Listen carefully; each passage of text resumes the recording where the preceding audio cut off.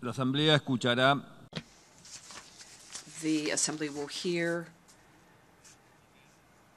an address by the Prime Minister of the Islamic Republic of Pakistan, His Excellency Imran Khan.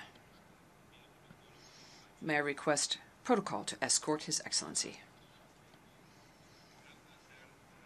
I have great pleasure in welcoming His Excellency Prime Minister of the Islamic Republic of Pakistan, and I invite him to address the General Assembly.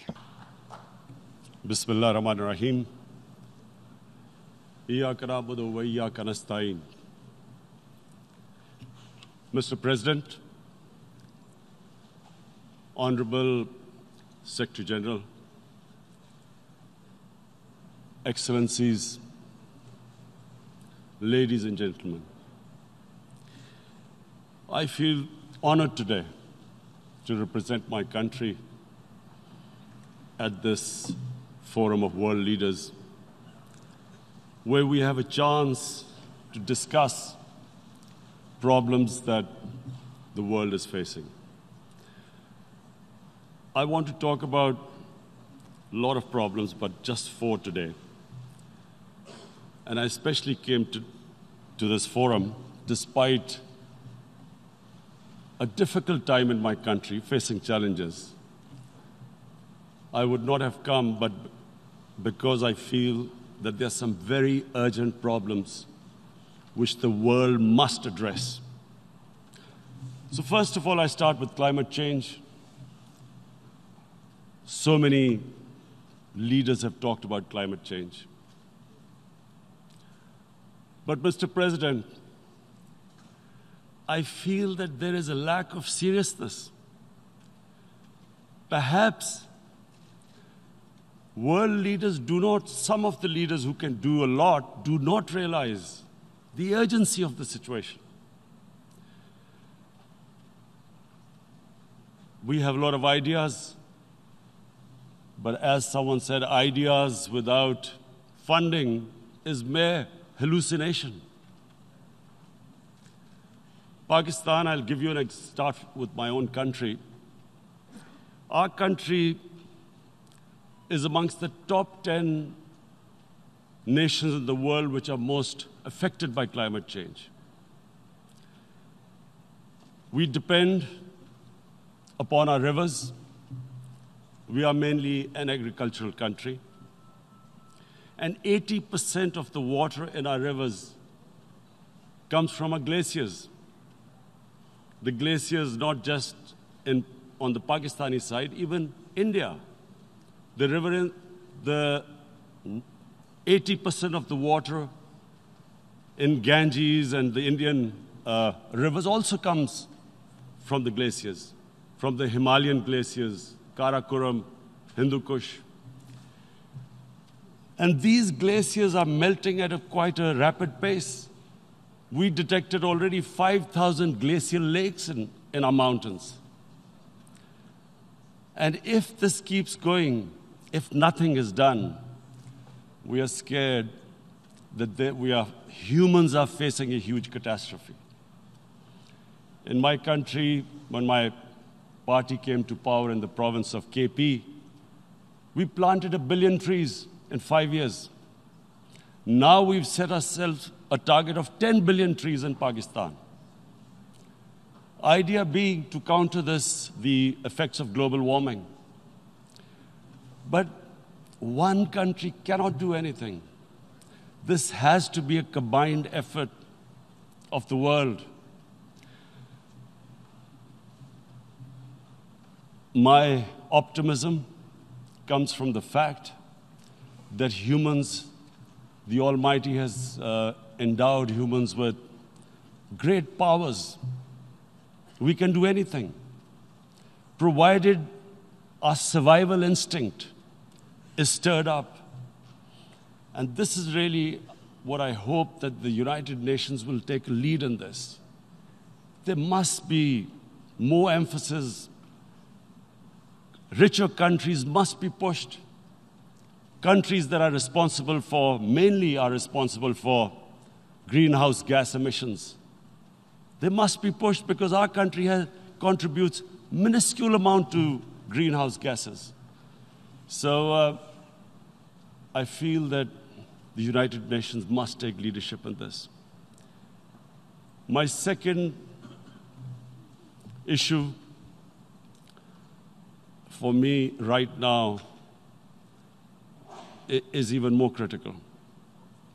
Mr. President, every year, billions of dollars leave the poorer countries and go towards rich countries. Billions of dollars siphoned off by the ruling elites of the developing world.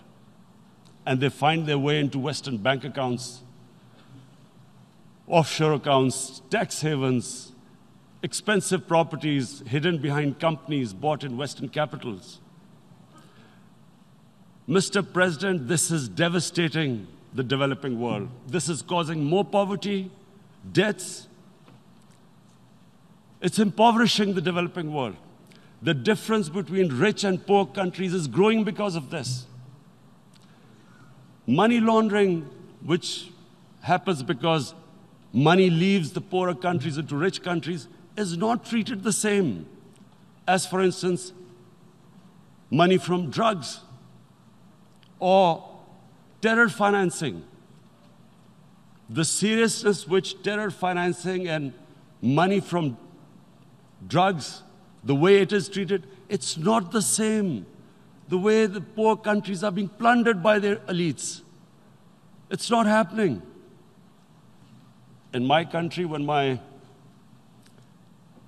took charge of our government a year back, in the 10 years preceding that,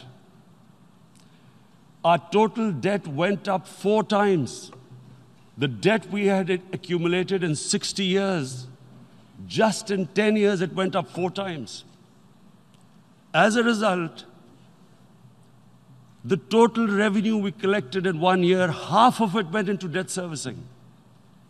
How are we going to spend money on our human beings, 220 million people, when half the money is going into debt servicing? Because our country was plundered by the elites, the ruling elite. And easily they could get the money out. And when, Mr. President, we located properties in Western capitals bought by this money through corruption and money laundering, located the properties of these corrupt leaders, we find it so difficult to retrieve it. That money, if we retrieved that money, we could spend on our human beings. But it's so difficult. The laws protecting these criminals.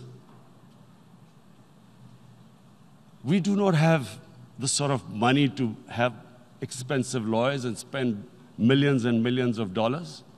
We need help from the rich countries. And, Mr. President, it's critical. The rich countries must show political will. They cannot allow this to happen. How can the poor countries spend money on human development, which the United Nations asks, SDG? How are we going to do it when this money can easily leave our countries? So, unless the rich countries intend to build walls to stop economic refugees coming as we see right now, they must take action. They must take action now. It must be a deterrent. Corrupt ruling elites should not be able to take money out easily and park it into foreign bank accounts and into these properties abroad. And I never understand why. Why do we have these tax havens? Why is this allowed? Why shouldn't rich people pay taxes? Why is it legal to have these tax havens where you have these secret accounts?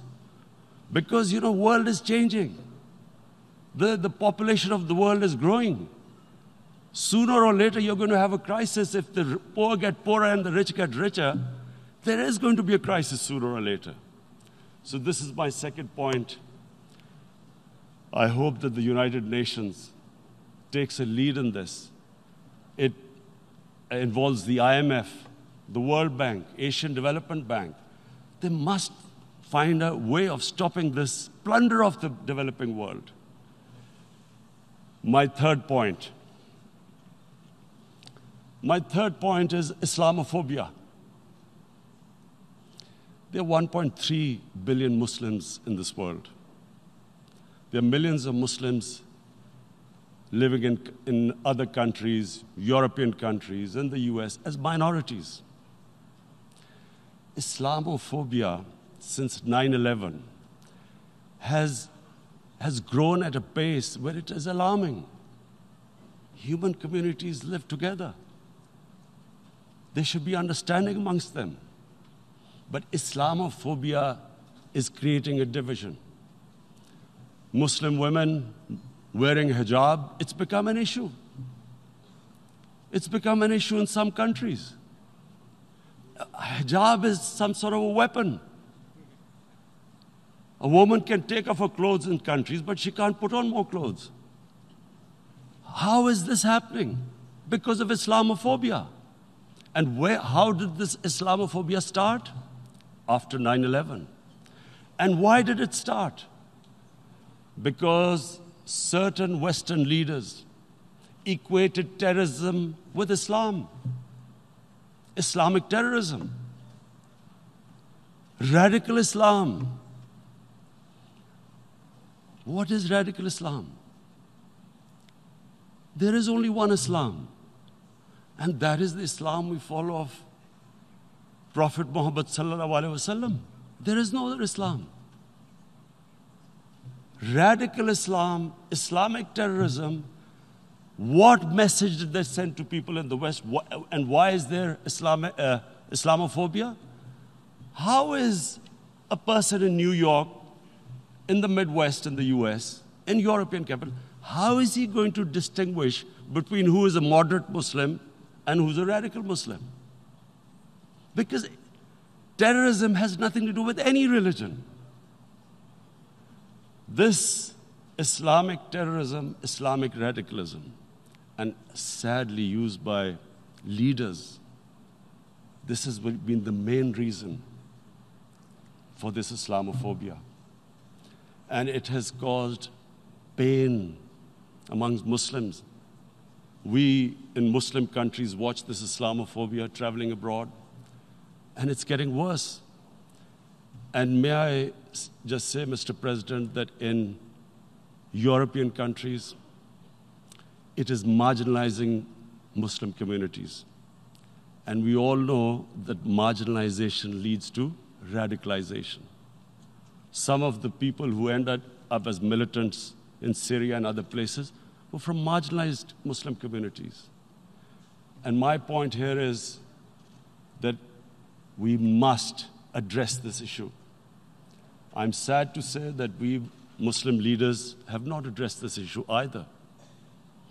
After 9/11, when this thing came about war against radical Islam, rather than Muslim leaders trying to explain to the West that there is no such thing as radical Islam, in all human communities, they are radicals. They're liberals and rest are moderate. All human communities, Christians, Jews, everyone has it. But Islam is not radical, neither Judaism, neither Christianity, neither Hinduism. No religion preaches radicalism. The basis of all religion is compassion and justice, which differentiates us from the animal kingdom.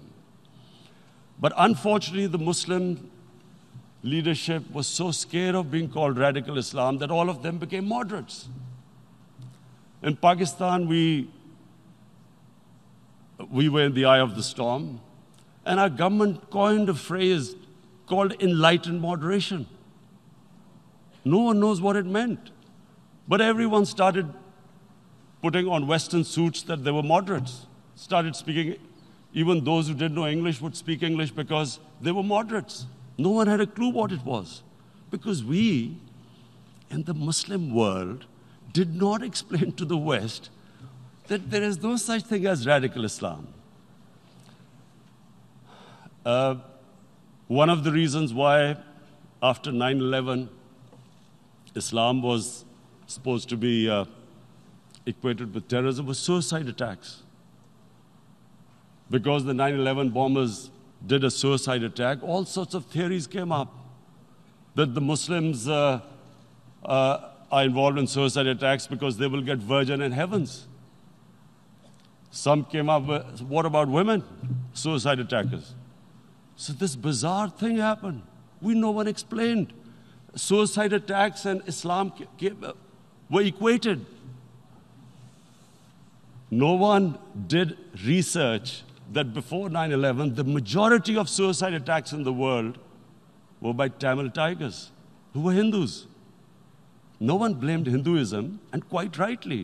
What has Hinduism got to do with what desperate people were doing in Sri Lanka? We all know we've seen films about Japanese kamikaze pilots at the end of the Second World War doing suicide attacks. No one blamed the religion.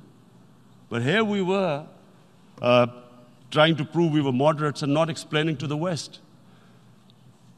But the most important thing I wanted to say here today, in explaining this Islamophobia, Mr. President, and I feel it's very important because I played professional sport in England, I spent a lot of time there, so I know how the Western mind works and how West views religion. So where the misunderstanding about Islam came. And one of the reasons it caused Islamophobia. That was,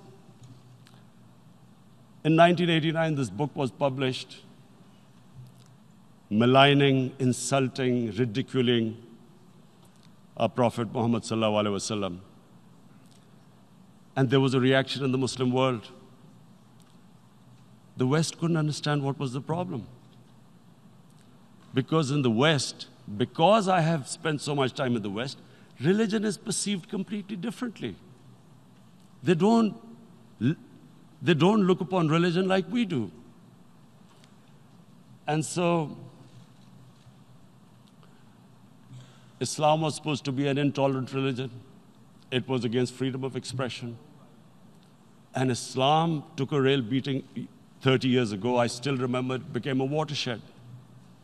And every 2 or 3 years, someone would malign our Prophet, peace be upon him. There would be a reaction by the Muslims.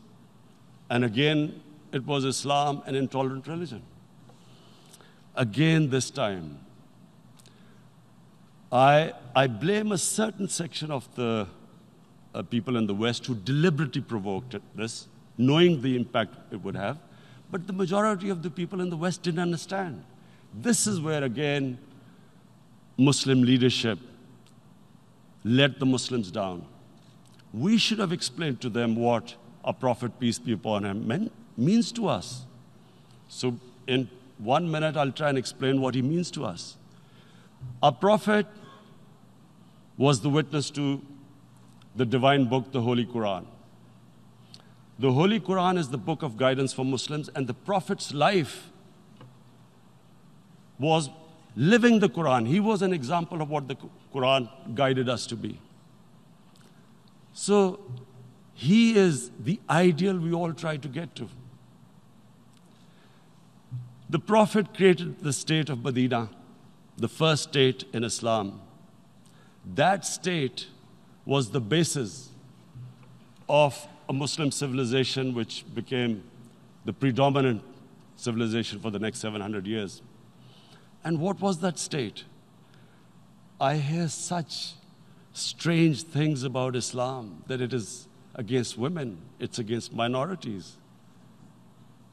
The first state of Islam in Medina, it was the first time a welfare state was set up. The state took responsibility of the weak, widows, orphans, poor people, handicapped. It taxed the rich, spent the money on the poor. The state announced that all human beings are children of Adam, hence equal, whatever the color of their skin. The state announced, the Prophet announced that, and slavery, the whole system depended on slavery as it did for many years in the Western societies.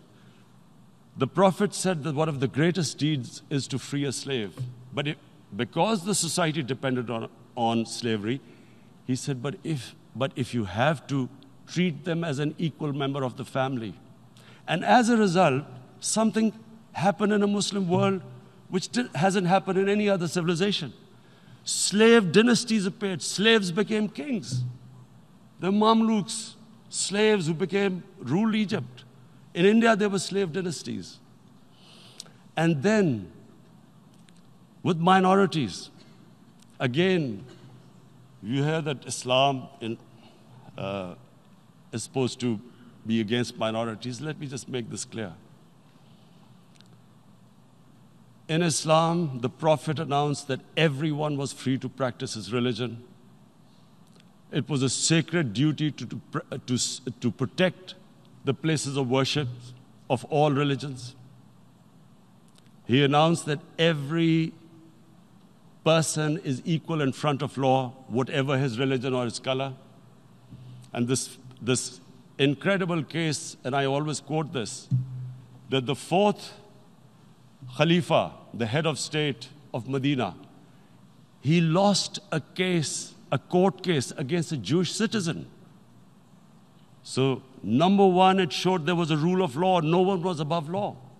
And number two, that a Jewish citizen was an equal citizen. So, Mr. President, when a Muslim society is unjust to its minorities, it is going against the religion of Islam and our Prophet, peace be upon him. So, it is important to understand this. The Prophet lives in our hearts. When he's ridiculed, when he's insulted, it hurts. As we human beings understand one thing, the pain of the heart is far, far, far more hurtful than physical pain.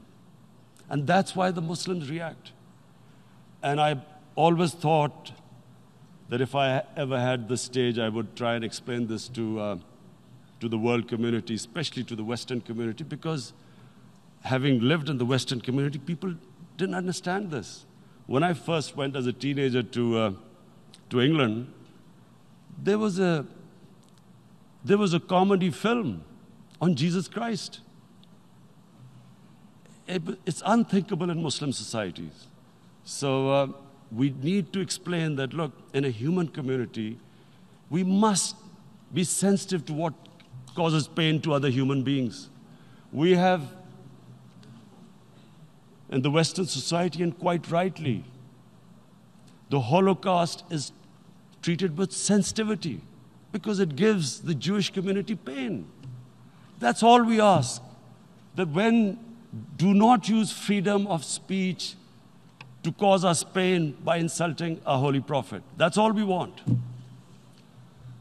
And now, the number fourth point, Mr. President, and this is the most critical point, is the reason why I especially came here. It is about what is happening in Kashmir. Before I go on this, I want to make one thing clear, that when we came to power, my first priority was that Pakistan would be a country which will try its best to bring peace. We had been through this war on terror. We joined the United States war on terror after 2001. And Pakistan went through one of its worst periods where 70,000 Pakistanis died and over 150 billion was lost to our economy. And Mr. President, I opposed the war because in the 80s, Pakistan had joined the Western countries in what was the freedom struggle then in Afghanistan against the Soviets. And it was funded by the Western countries. These Mujahideen groups, which were treated in guerrilla warfare, were trained by Pakistan Army, funded by the Western countries, and especially US, and they waged what was a freedom struggle in Afghanistan. The Soviets called them terrorists. We called them freedom fighters. 1989, the Soviets retreated. The Americans packed up and left. Pakistan was left with these groups. Come 9/11, Pakistan joined the United States in this war on terror. And now our government was supposed to, the reason why I opposed joining this war, because here we had indoctrinated them in jihad, meaning freedom struggle against foreign occupation. Now, because we had joined the US, and the US had occupied Afghanistan, now we were supposed to tell them that, no, this is not freedom struggle and jihad, it's terrorism. So that's why I tried to tell then government that, stay neutral because you will have leverage over them. You will be able to control them. But if you join them, you become collaborators and they will attack you, which is what happened. They turned against us. We went through a nightmare. 70,000 people killed in a war we had nothing to do with. No Pakistani was involved in 9/11. Taliban were in Afghanistan. Al-Qaeda was in Afghanistan. What had we to do with it? 70,000 Pakistanis died. So when we came to power, we decided that we would dismantle what was left of these groups. And this decision was taken not just by us, but by all the political parties in Pakistan. Unfortunately, they didn't implement it. So we came to power, we decided to implement it, and we dismantled whatever was left of the groups. And I know that India keeps accusing us that there are these groups there. I would like the United Nations to send observers, see for themselves what we've done. No Pakistani government would have dared to do this because it would have created strife. But we decided that there would be no militant organizations in Pakistan. So I need to give you this background and to what I'm going to say later on. And secondly, we started mending fences. I invited the Afghan president. We developed a relationship with Afghanistan. We had problems with Iran. We mended fences there. And then India. Now let me just give you a little background about my relationship with India. Because of cricket, and cricket being it's a passion in the subcontinent, I had great following in India. I have friends in India, and I loved going to India. So immediately, when my party came to power, the first thing we did was to immediately reach out to India. And I spoke to President Modi, and I said, look, we have similar problems. Climate change, poverty. Let's get together. Let's resolve our differences through trade. Let's build a relationship on trust. Prime Minister Modi told me that, there were terrorist attacks from Pakistan. I said, we have problems with you. There are terrorist attacks which we know are instigated by India in Balochistan. We caught a spy, Kulbhushan Yadav, who admitted what the sabotage going on in Karachi and Balochistan. So we said, look, let's leave that behind. Let's move forward. Our main priority should be our people. The highest number of poor people live in the Indian subcontinent. Unfortunately, didn't make any headways. Our foreign ministers were supposed to meet on this in the UNGA last year. India canceled it. We thought that it's their election coming up. It's a nationalist, ultra-nationalist party. It doesn't want to cozy up to Pakistan. So we thought, okay, we'll wait till the elections. Meanwhile, a 20-year-old Kashmiri boy, whose father said was radicalized by the security forces in Kashmir, blew himself up on an Indian convoy. Immediately, India blamed us. I spoke to the Indian public on television. I said, if you give us any iota of proof, we will immediately take action, because we've clamped down on these groups. Rather than sending us any proofs, they sent their jets in, they bombed us. We retaliated. A jet, 2 of their planes were shot down, 1 pilot bailed out in Pakistan. We immediately returned the pilot, saying that, look, we do not want any escalation. Rather than taking that as a peace gesture, the entire campaign, almost the entire campaign of Mr. Modi in the election was how he had taught Pakistan a lesson that jets had killed 350 terrorists. Complete lie. They had just killed about 10 trees of ours, which was quite painful given that, we are growing all these trees. He then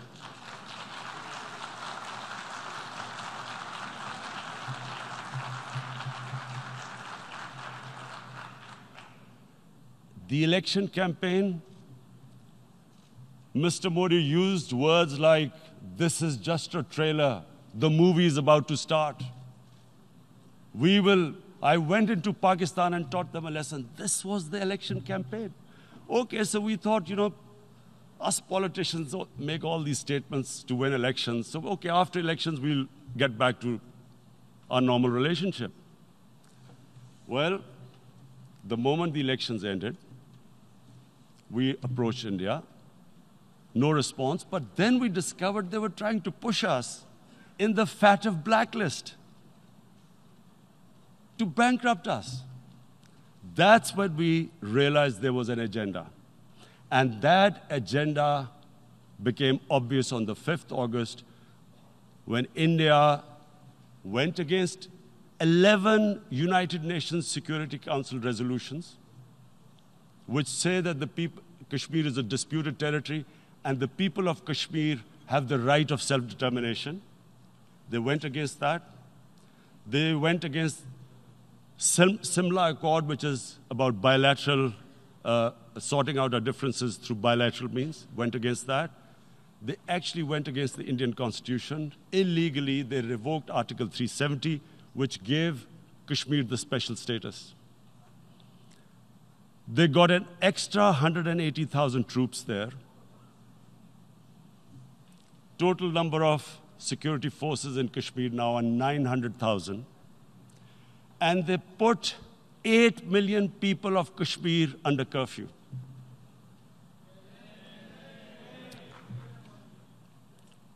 Mr. President,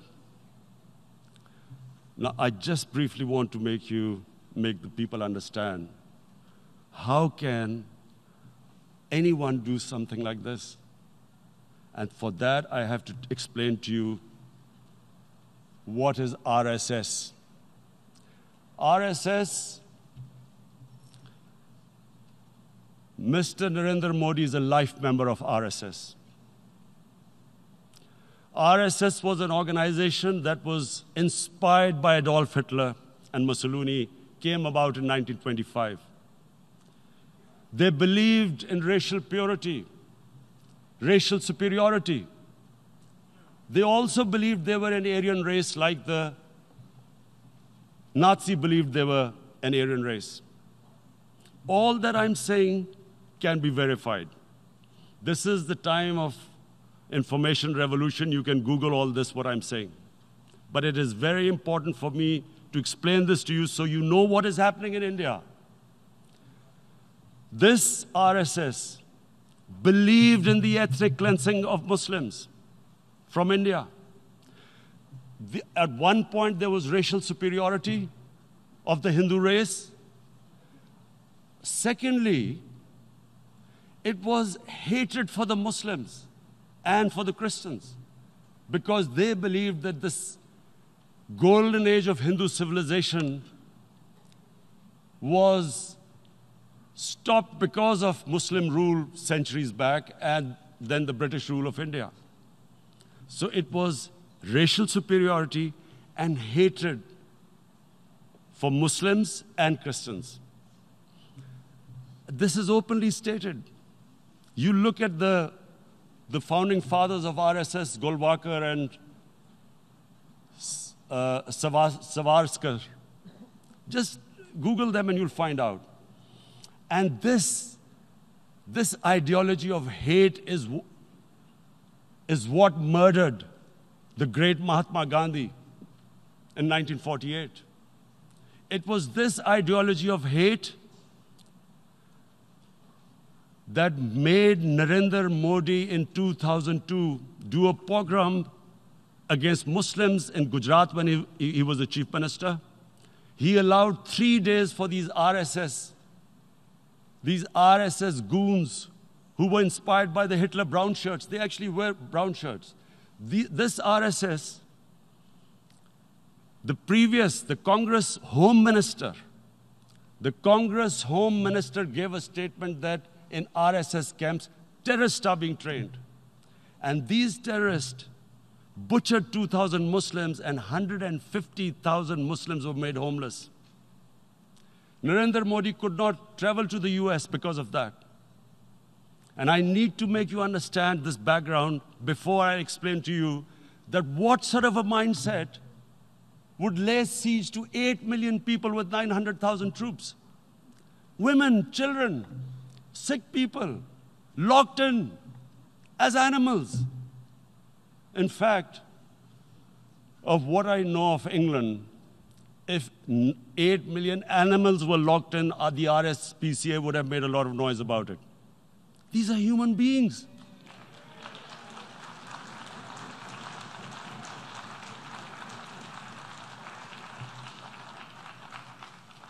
And Mr. President, what comes with racial superiority, these illusions of Aryan superior race, is arrogance. The two go together. And it's arrogance that makes people make mistakes and do stupid things.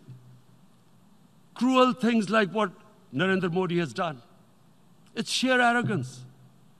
And it's arrogance that has blinded him from the fact that what is going to happen when the curfew is lifted? Has he thought about it? This hasn't been thought through. What is he going to do when he lifts the curfew? Does he think that people of Kashmir will quietly accept the status quo because India has changed the constitution and taken away the special status? They'll accept that? Mr. President, 100,000 Kashmiris have died in the past 30 years because they were denied the right given by the United Nations, the right for self-determination. 100,000 have died and 11,000 women have been raped. There are 2 United Nations human rights reports on this. The world hasn't done anything because India is a huge market, 1.2 billion people. Sadly, the material prevails over the human. But this has serious consequences.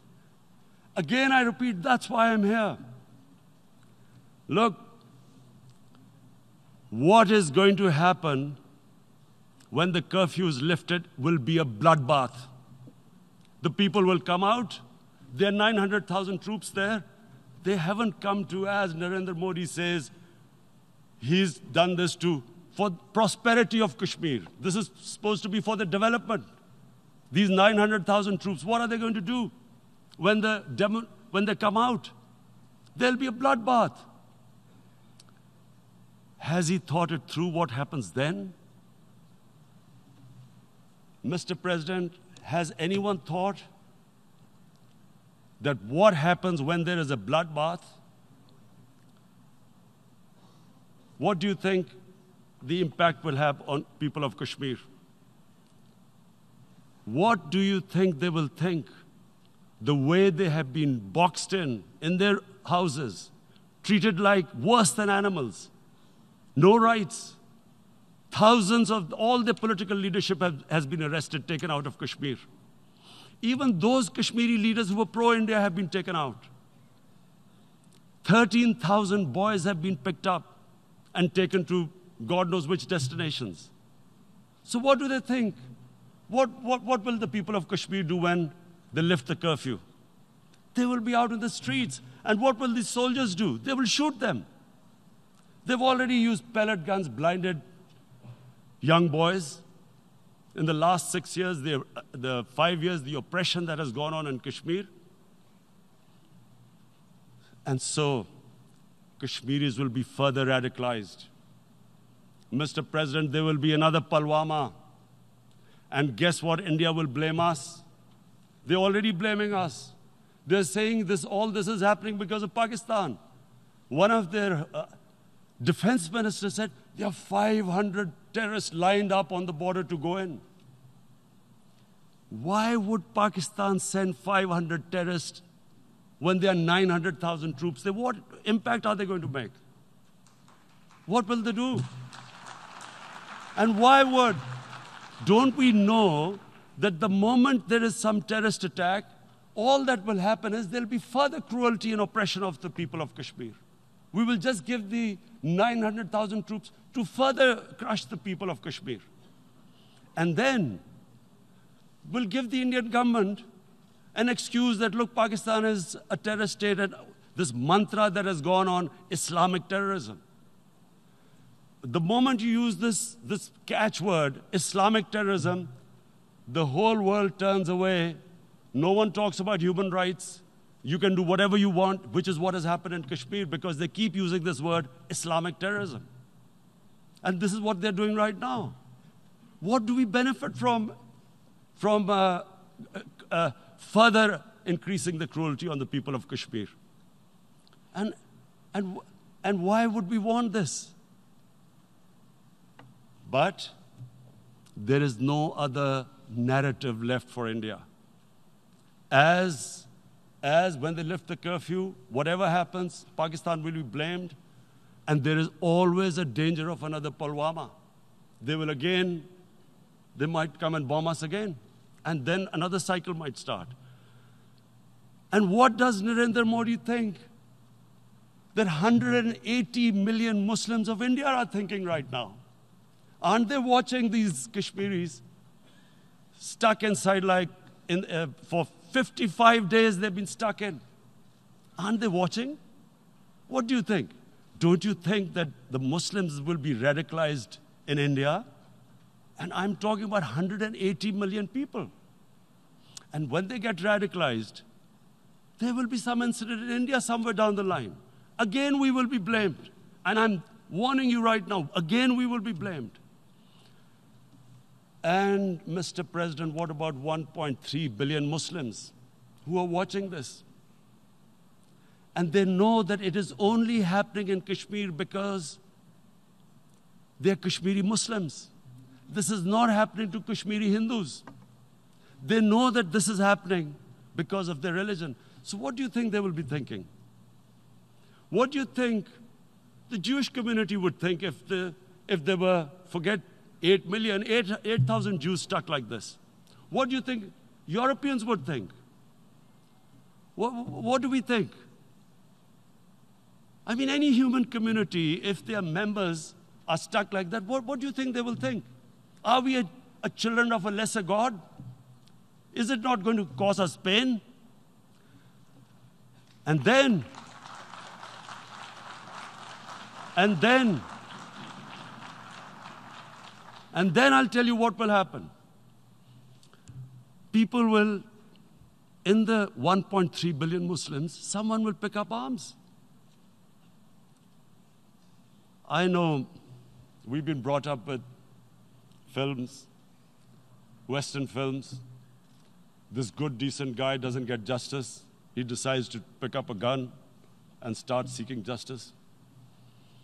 There was a film made in New York, famous film called Death Wish. This guy gets mugged by and his family, his wife gets killed or something. He can't get justice. He picks up a gun and he goes around shooting muggers. And the whole cinema cheers him on. So what do you think the Muslims are thinking right now?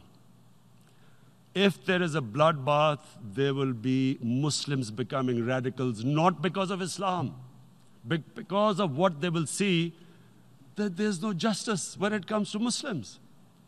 There were Rohingya Muslims, Myanmar, who are, God knows, almost 1 million people out, ethnic cleansing. What was the response of the world community? So what do you think will be the response of 1.3 billion Muslims? I picture myself. I'm in Kashmir. I've been locked up for 55 days. I have heard about, and there are rapes, Indian Army going into homes, soldiers. Would I want to live this humiliation? Would I want to live like that? I would pick up a gun. You're forcing people. You are forcing people into radicalization. When people lose the will to live, what is there to live for? And this is what, if you can do this to human beings, you are actually radicalizing people. And so, Mr. President, I want to repeat here, this is one of the most critical times. There will be a reaction to this. Pakistan will be blamed. 2 nuclear-armed countries will come face to face like we came in February. And before we head in that direction, the United Nations has a responsibility. This is why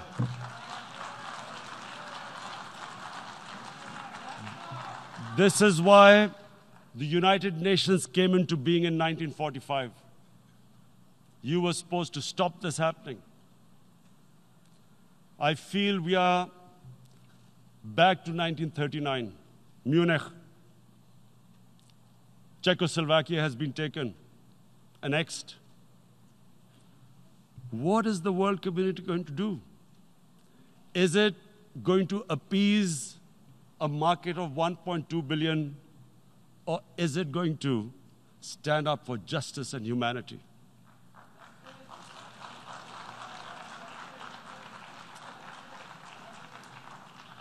If this goes wrong, you hope for the best, but be prepared for the worst.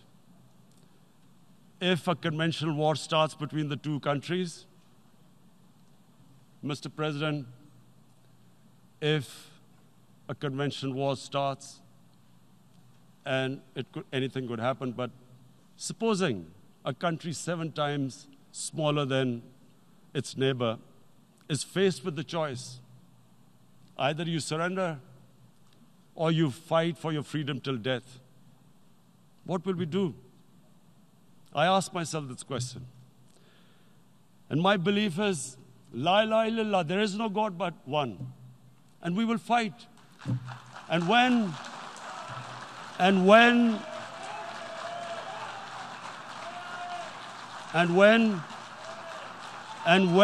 a nuclear-armed country fights to the end, it will have consequences far beyond the borders. It will have consequences for the world, which is why I repeat I'm here. Because I'm warning you, it's not a threat. It's a fair worry that where are we headed? And I've come here to tell the UN, you've got to, this is a test for the United Nations. You are the one who guaranteed the people of Kashmir the right of self-determination. They are suffering because of that. And this is the time. This is the time not to appease like in 1939 appeasement took place. This is the time to take action. And number 1 action must be that India must lift this inhuman curfew, which has lasted for 55 days. It must free all political prisoners, and especially those 13,000 boys that have been picked up. Parents don't know where they've disappeared. And then the world community must give the people of Kashmir the right of self-determination. Thank you. En nombre de la Asamblea General agradezco. On behalf of the General Assembly, I would like to thank His Excellency, the Prime Minister of Pakistan, and I ask protocol to escort His Excellency.